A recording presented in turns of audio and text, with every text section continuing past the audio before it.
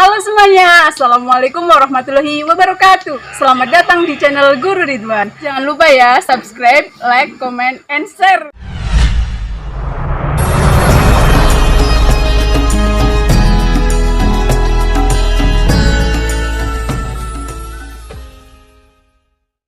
Satrio Piningit memiliki arti seorang kesatria yang disembunyikan di dalam pingitan alam. Sementara secara substansial, Satrio Piningit adalah seorang calon pemimpin negara yang masih dirahasiakan oleh zaman. Karena masih dirahasiakan zaman, banyak orang yang hanya bisa menduga-duga atau memprediksikan siapakah sosok itu sebenarnya. Satrio Piningit belum tentu Ratu Adil. Dia yang disebut Ratu Adil tentu saja harus memiliki sikap adil. Seorang Ratu Adil konon harus sinisihan wahyu. Dia memiliki wahyu keprabon yang membuatnya senantiasa bersikap adil kepada seluruh kaulo tanpa mengutamakan kepentingan pribadi ataupun kelompok yang mendukungnya. Dia tegas berdiri di atas segala golongan tanpa rasa takut. Kesempurnaan dari dua konsep itu tentu saja adalah Satrio Piningit sinisihan wahyu Ratu Adil. Seseorang yang menjadi pemimpin negara sekaligus mampu menegakkan keadilan untuk semua. Satrio Piningit sang Ratu Adil menjadi sosok yang begitu ideal dengan wataknya yang ugahari, jujur, tegas, membela kebenaran, ramah, rendah hati sekaligus cinta kedamaian. Bahkan saking idealnya, kemudian muncul istilah manusia setengah dewa.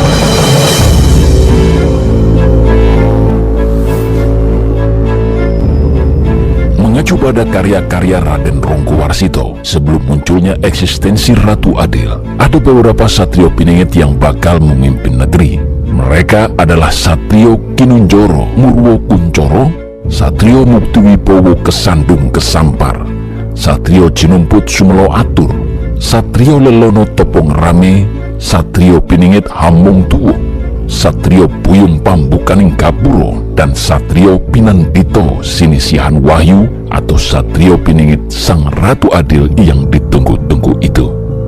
Hingga saat ini, Satrio Pinandito Sinisihan Wahyu atau Satrio Piningit sang Ratu Adil masih menjadi misteri. Sekalipun demikian, terdapat beberapa literatur kuno semisal Wangsit Siliwangi, Serat Musarar Joyoboyo, dan Serat Sabdo Palon yang telah memberikan gambaran mengenai ciri-ciri dari sosok tersebut. Menurut Wangsit Siliwangi, ciri-ciri Satrio Piningit sang Ratu Adil yang dikenal dengan Budak Angon atau penggembala tersebut adalah sebagai berikut. Satrio Piningit sang Ratu Adil merupakan penggembala, namun bukan kerbau, domba, harimau, atau banteng yang digembalakannya, melainkan ranting dan daun kering serta sisa potongan pohon. Artinya, dia merupakan pemimpin negara yang selalu menggali ajaran-ajaran dari para leluhur di masa silam yang telah dianggap kolot serta tidak bernilai di era modern ini. Yang kedua, Satrio Piningit sang Ratu Adil merupakan seorang penggembala yang berani menelusuri terus-menerus, tidak mengindahkan larangan, mencari sambil melawan, melawan sambil tertawa.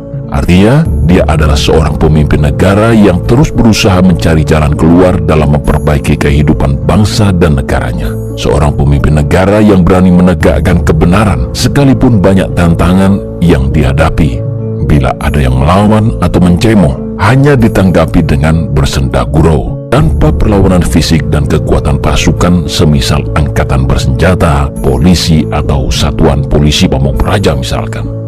Ciri yang ketiga, dia adalah seorang penggembala yang ditemui dan akan menemui banyak kejadian. Artinya dia akan menghadapi berbagai persoalan dan berusaha menampung sekaligus menyelesaikan persoalan itu satu persatu. Ciri selanjutnya adalah seorang penggembala yang memiliki rumah di belakang sungai dengan pintu setinggi batu serta masih tertutupi pepohonan. Artinya dia masih dirahasiakan oleh alam. Ciri selanjutnya dari Wangsit Siliwangi adalah dia memiliki kawan budak janggotan atau seorang kawan pemuda berjanggut. Ciri yang terakhir menurut Wangsit Siliwangi adalah dia akan muncul sesudah tinggal di suatu lembah berbentuk cawan.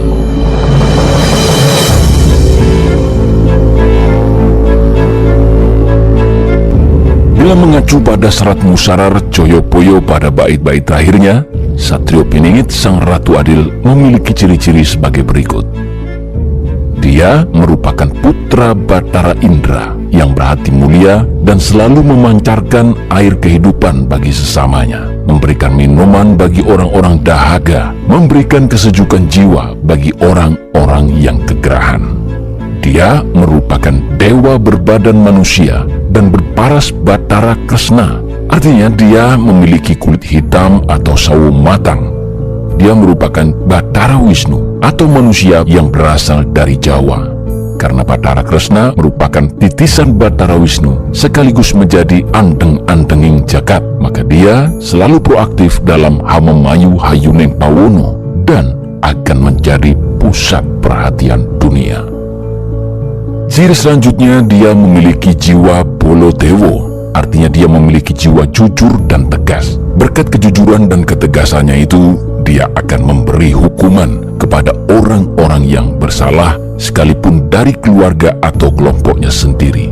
Dia akan memberikan anugerah dengan pantas kepada orang-orang yang telah mengabdikan hidupnya pada bangsa dan negara. Di dalam menjalankan roda pemerintahan, dia tidak membancing beban silat dan tidak pernah pilih kasih. Dia memiliki Trisula, artinya dia akan memimpin dengan berpedoman pada pengetahuan serta 3 landasan utama, yakni berpikir logis, bertutur kata dan bertingkah sopan, serta berbuat selaras dengan perkataannya. Namun demikian, terdapat penafsiran lain bahwa ketiga landasan utama itu adalah ilmu, amal, dan iman. Ciri lain adalah jika berperang, dia tidak pernah mengerahkan pasukan serta memiliki kesaktian tanpa azimat. Artinya dia selalu menundukkan lawan-lawannya tanpa kekerasan. Dia selalu mengutamakan cinta kasih dan pendekatan dialogis di dalam menghadapi pihak-pihak yang berseberangan. Dia adalah senopati, sang pembela kebenaran dan penumpas kejahatan. Para pembantunya juga demikian. Ciri unik lain dari Satrio Piningit Sang Ratu Adil menurut kitab Musarar adalah dia berpakaian tidak sewajarnya, kadang dianggap kurang pantas bagi sebagian orang. Meski demikian, dia dapat mengatasi keruwetan banyak orang. Dia memiliki ludah api, apa yang dikatakannya selalu terbukti. Bagi yang membantah, akan mati. Satrio Piningit Sang Ratu Adil juga tidak akan pernah khawatir tertelan zaman. Artinya dia tidak takut bila tidak tercatat dalam kitab sejarah. Tidak takut bila jabatannya sebagai pemimpin negara digantikan oleh orang lain. Pengabdiannya tulus untuk rakyat dan negaranya, bukan mencari ketenaran, pujian, harta benda, kekuasaan, serta penghargaan apapun, baik dari dalam maupun luar negeri. Dia bukan pandita, namun disebut pandita. Bukan dewa, namun disebut dewa. Artinya, dia adalah manusia biasa dari keluarga biasa pula, akan tetapi kewibawaannya seperti seorang pandita atau dewa, sehingga banyak orang besar dan dunia akan menghormatinya. Dia akan menyembah pada kaula, yang diartikan dia merupakan pemimpin negara yang mempersembahkan tenaga dan pikirannya hanya untuk kepentingan kaula atau rakyat saja. Pemahaman ini sejalan dengan pemikiran Sri Sultan Hamengkubuwono IX, yakni tahta untuk rakyat, di mana pemimpin negara adalah abdi, sementara kaula yang akan menjadi tuannya. Sementara ciri yang terakhir adalah sosok ini diasuh oleh Sabto Palon.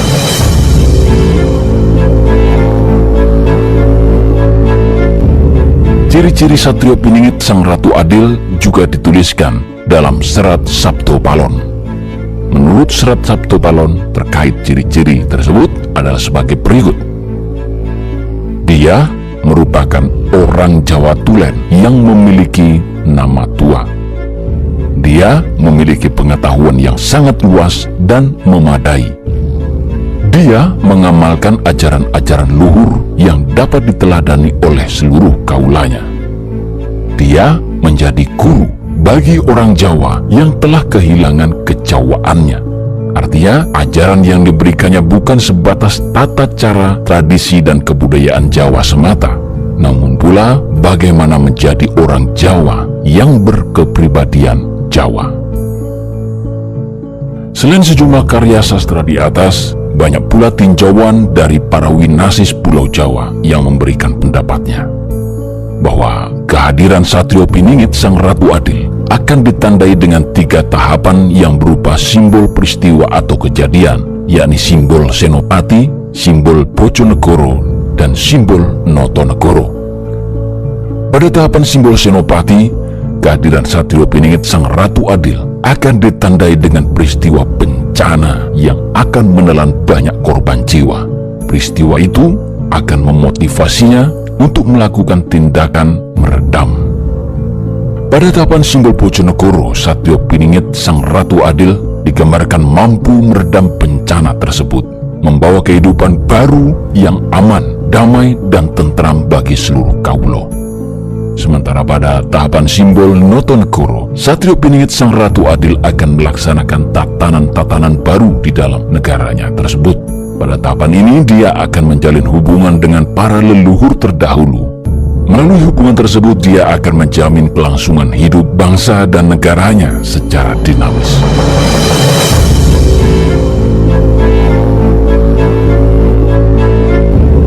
Tuhan adalah penguasa semesta yang maha bijaksana. Berpijak pada keyakinan tersebut, maka kehadiran Satrio Piningit Sang Ratu Adil akan menjadi pemimpin di dalam Hamemayu Hayuning Nuswantoro. Sebagai pemimpin, dia akan memperbaiki peradaban yang kacau balau. Dia pula akan membentuk tatanan-tatanan baru, menggantikan tatanan-tatanan lama yang cenderung menguntungkan pihak penguasa dan sangat merugikan kaulo. Di dalam menjalankan tugasnya sebagai pemimpin, Satrio Piningit Sang Ratu Adil menggunakan 4 unsur alam sebagai senjatanya.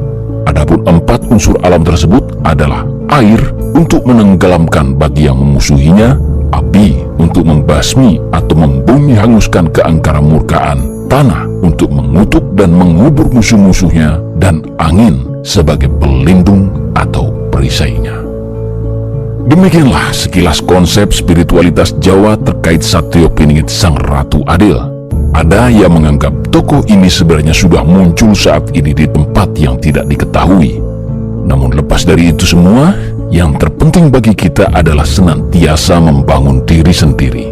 Sebab seperti yang kita ketahui, Tuhan tidak akan merubah nasib suatu kaum sebelum mereka tidak mengubah dirinya sendiri. Kami meyakini suatu bangsa akan maju jika tiap individu bangsa tersebut sadar dan berkeinginan untuk maju dengan tetap berpijak pada kearifan yang telah dimiliki selama berabad-abad lamanya. Demikian wacana kearifan lokal kali ini. Sukses terus dalam cinta dan kehidupan Anda.